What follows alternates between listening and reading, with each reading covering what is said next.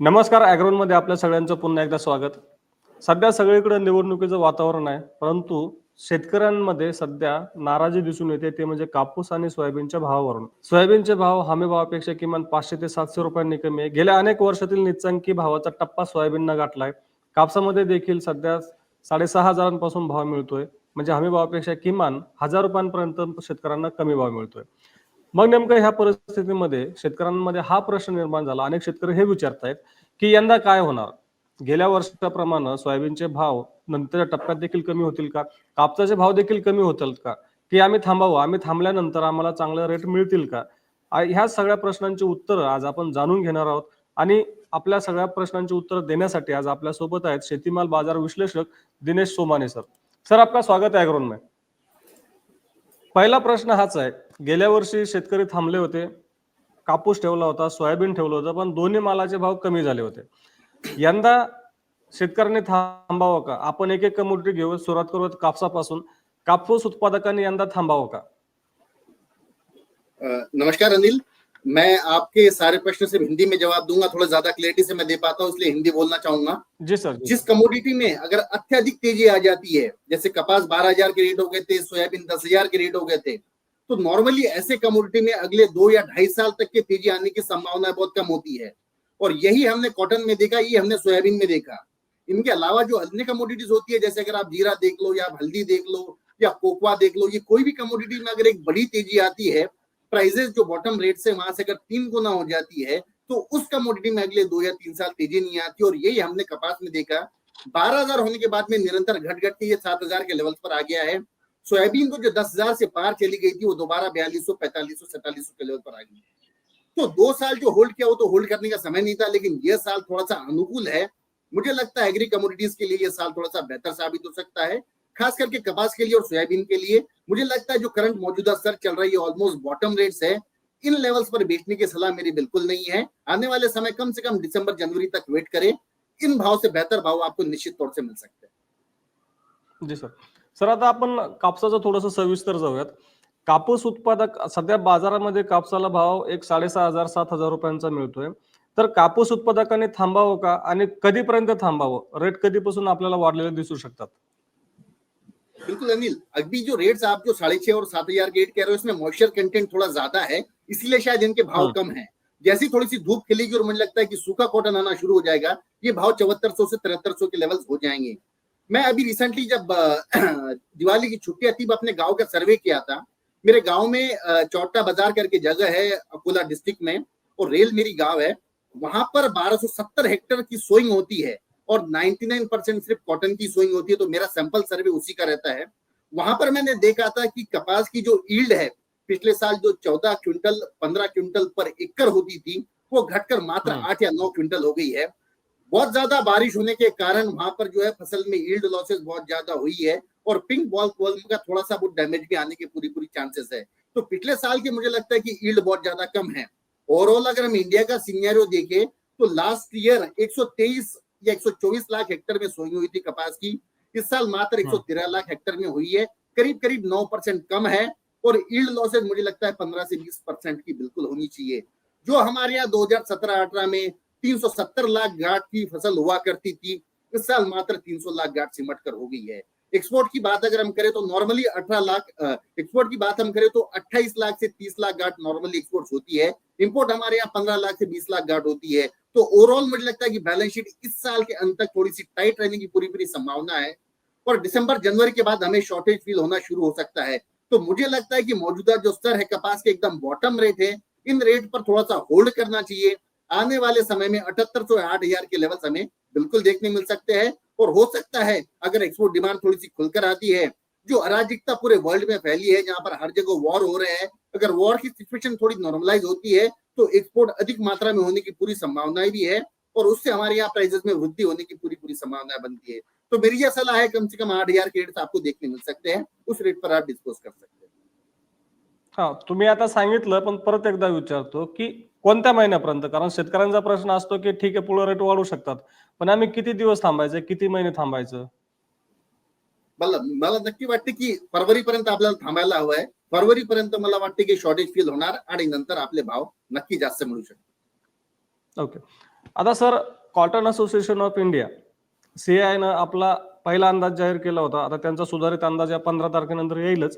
परंतु त्यांनी अंदाज देताना 302 लाख गाठींचा दिला आणि हा अंदाज काढताना जे काही आपली जास्तीत जास्त उत्पादकता आहे, प्रोडक्टिव्हिटी, हायर प्रोडक्टिव्हिटी ती लक्षात घेतली होती आणि त्यानंतर 302 लाख गाठींचा अंदाज दिला. आपण जर ॲव्हरेज प्रोडक्टिव्हिटी मागच्या 5 वर्षाची लक्षात घेतली तर हा अंदाज 300 लाख गाठींपेक्षा कमी येतो, म्हणजे 290 लाख गाठींच्या दरम्यान येतो. लोएस्ट जसं तुम्ही सांगता की उत्पादकता कमी आहे, म्हणजे लोएस्ट पातळीवर आहे, तर मग आपण 270 280 लाख गाठींवरच स्थिरावू शकतो का?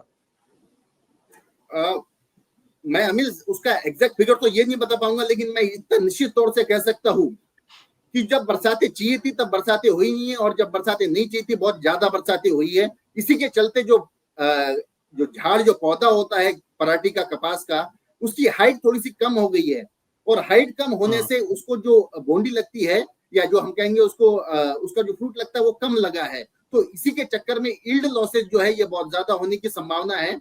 अभी जस्ट सीजन का स्टार्ट हुआ है, यहाँ पर अराइवल्स इनिशियल स्टेज पर थोड़ी सी ज्यादा होती है, बट मुझे लगता है कि अराइवल्स पीछे आने से थोड़ी बहुत कम हो जाएगी, और इसके बाद में जो है तेजी का रुख थोड़ा सा जारी हो सकता है। सर, थोडं आपल्याला आंतरराष्ट्रीय बाजार, देशातल्या बाजार याच्यावर थोडासा आढावा घेता येईल का? याच्यावर थोडासा प्रकाश टाकता येईल का? सध्याची परिस्थिती काय आहे आणि फ्युचरमध्ये आंतरराष्ट्रीय बाजारांमध्ये नेमक्या कुठल्या घडामोडी घडू शकतात?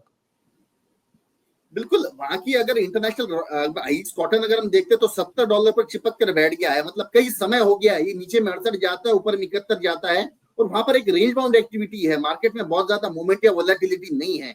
बट मुझे लगता है कि इतना जब ज्यादा कंसोलिडेशन होता है, इसका मतलब वहां पर बहुत ज्यादा माल कंज्यूम हो जाता है, डिमांड वहां पर कहीं ना कहीं निकल कर आती है, वो प्राइसेस दोबारा $80 के पास जाने की पूरी पूरी संभावना है। प्राइजेस अगर इसी रेट पर भी रहती है तो मुझे लगता है कि एक्सपोर्ट होने के चांसेस और भी ज्यादा बढ़ते हैं, उससे भी हमारे यहाँ प्राइजेस में वृद्धि होने के चांसेस है। हाल फिलहाल इंटरनेशनल मार्केट टोटली स्टैग्नेंट है, एक्सपोर्ट डिमांड निकलती है यहाँ पर, वहां पर अगर डिमांड निकल कर आती है तो प्राइजेस बढ़ने की पूरी पूरी संभावना है। लेकिन $68 हम ये बेस पकड़ के चल सकते हैं, जो कि we are very near to the bottom, और यहाँ से प्राइजेस वहां पर बढ़ने की पूरी पूरी संभावना है। सर, आपले जे कस्टमर बेस आहे, म्हणजे जे कापूस इम्पोर्ट करतात आपल्याकडून, त्यांचे का महत्वाचा आपला बांगलादेश आहे किंवा मग चायना आहे, तर त्या देशांमधली सध्या परिस्थिती काय आहे? तो बांग्लादेश में एक जगह एक दिक्कत जरूर थी, लेकिन अब वहां पर सिचुएशन नॉर्मलाइज हो गई है। वहां पर पावर का भी जो टैरिफ, वहां का जो पेमेंट वो नहीं कर रहे थे, वो भी अब पेमेंट करने के लिए वो राजी है, और मुझे लगता है कि धीरे धीरे वहां पर सिचुएशन नॉर्मलाइज हो जाएगी, वहां पर हमारी एक्सपोर्ट डिमांड दोबारा निकल कर आएगी। म्हणजे आपला एक्सपोर्ट पण आपला होऊ शकतो आणि इम्पोर्ट पण देखील आपला होऊ शकतो. कापसावर सध्या 11% आयात शुल्क आहे आणि शेतकऱ्यांमध्ये काही बातम्या असा पसरल्या की 22 लाख गाठी आयातीचे करार झाले आणि ते कापूस भारतामध्ये येणार आहे. ही चर्चा खरी आहे का? सध्याची परिस्थिती काय आहे? म्हणजे नव्या हंगामाविषयी ही चर्चा आहे की आता आपला सप्टेंबर एंडला आपला मागचा हंगाम संपला 23-24 चा. आपण ऑक्टोबर मधून 24-25 मध्ये आलोय. तर या हंगामामध्ये असे कुठले सौदे झालेले आहेत का? आणि असे ह्या ज्या बातम्या पसरतात त्या खऱ्या आहेत का? मुझे इसकी बहुत ज्यादा जानकारी नहीं है, और मुझे नहीं लगता है कि 18 लाख के ऊपर कोई गांठ हुआ इस साल टोटल अगर हम देखते हैं। 18 लाख 20 लाख के ऊपर मुझे नहीं लगता है कि बहुत ज्यादा हमारे यहाँ इम्पोर्ट होना चाहिए, क्योंकि प्राइजेस वहां पर $70 के आसपास है। अगर हम कन्वर्शन रेट भी देखते हैं तो 47,000 रुपए के रेट होते हैं, उसमें 11% import duty, port handling charges सब मिला के वो जो लैंडेड कॉस्ट पड़ेगी वो हमारे कॉस्ट की इतनी ही होगी। तो मुझे नहीं लगता कि उस रेट में इतने ज्यादा कि यहाँ पे सौदे हो सकते हैं, या इतना ज्यादा हमारे यहाँ इम्पोर्ट आ सकता है। नॉर्मली हमारा एक्सपोर्ट बहुत डबल ही रहता है ऑलमोस्ट इम्पोर्ट से, तो मुझे नहीं लगता है कि इतना ज्यादा इम्पोर्ट होने की पूरी पूरी संभावना है। म्हणजे ह्याच्या चर्चा सध्या बाजारात पसरवल्या जात आहेत, त्यापासून शेतकऱ्यांनी सावध राहावं. आणि आपला हंगामातली जी काही आयात आहे ती आयातीची चर्चा सध्या आहे की एक 18-20 लाख गाठींच्या दरम्यान होऊ शकते, काही किंवा काहीशी वाढू देखील शकते, परंतु ते पूर्ण वर्षभरात होणार आहे. आपल्यापर्यंत जे काही चर्चा येतात, अनेक शेतकरी आम्हाला फोन करून विचारतायत किंवा मग कमेंट करून विचारतायत की 22 लाख गाठ आयातीचे करार खरंच झालेत का? तर तसे कुठले जे काही जाणकार आहेत, एक्सपर्ट आहेत किंवा आयातदार आहेत, त्यांच्यामध्ये देखील अशी माहिती नाही किंवा चर्चा नाहीये. त्यामुळं या वृत्ताला सध्या तरी दुजोरा दिला जात नाहीये. तर सर, आता आपण सोयाबीनकडे जाऊयात. सध्या सोयाबीन सुद्धा बॉटमला आहे. एक 42-43 रुपयांच्या दरम्यान भाव मिळतोय. सोयाबीन उत्पादक मागच्या 3 वर्षापासून, जसं तुम्ही सुरुवातीला सांगितलं की टॉपचा रेट आपण पाहिला 10,000, तेव्हापासून रेट कमी कमी होत गेले. ते यंदा 4200 रुपयांपर्यंत खाली आलेले आहेत. तर शेतकऱ्यांनी यंदा काय निर्णय घ्यावा?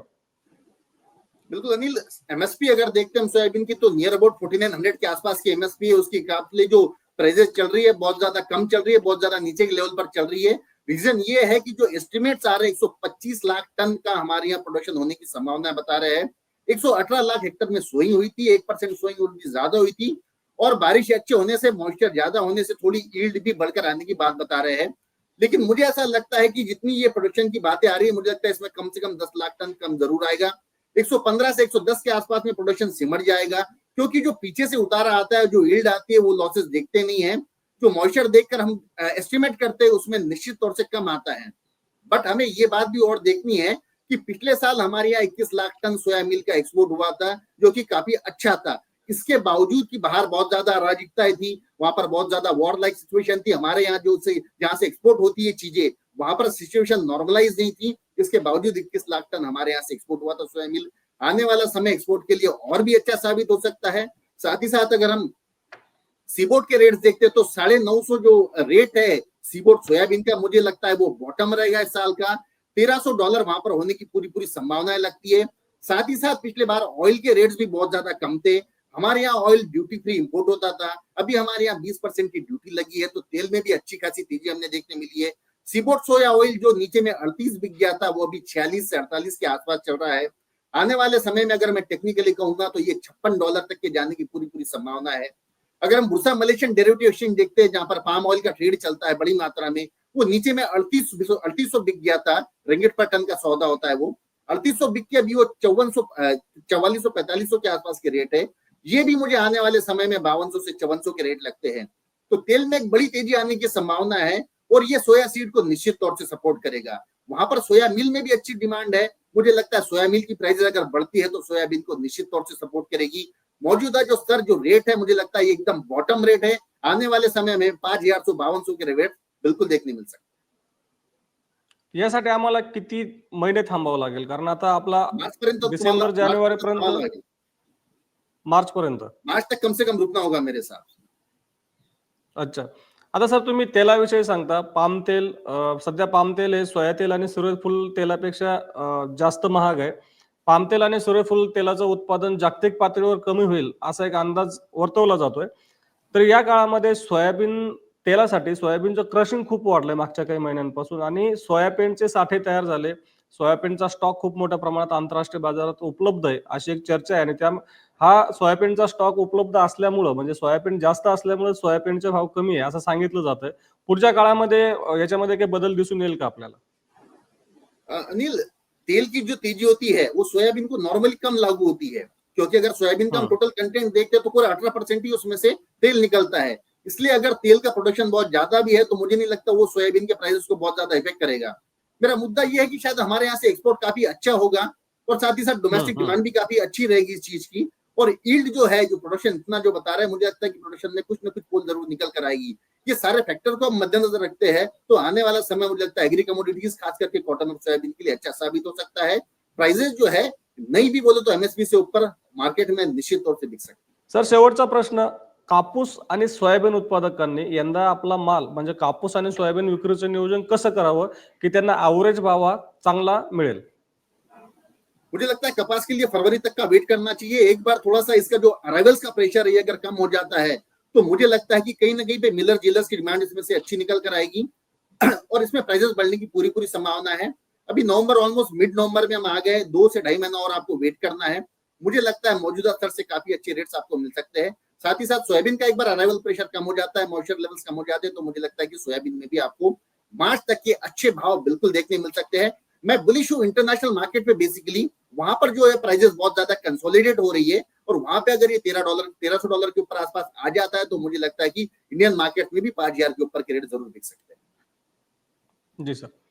आता आपल्यासोबत दिनेश सर होते. दिनेश सर नेहमी आपल्याला अशा वेळेला की जेव्हा आपल्याला गरज असते आपल्याला मार्गदर्शन करतात, आणि त्यांच्या मार्गदर्शनाचा निश्चितच फायदा आपल्याला होत असतो. धन्यवाद सर, तुम्ही आम्हाला वेळ दिलात, सगळ्या प्रश्नांची उत्तरं दिली. निश्चितच शेतकऱ्यांना तुमच्या या माहितीचा फायदा होईल. धन्यवाद. Thank you.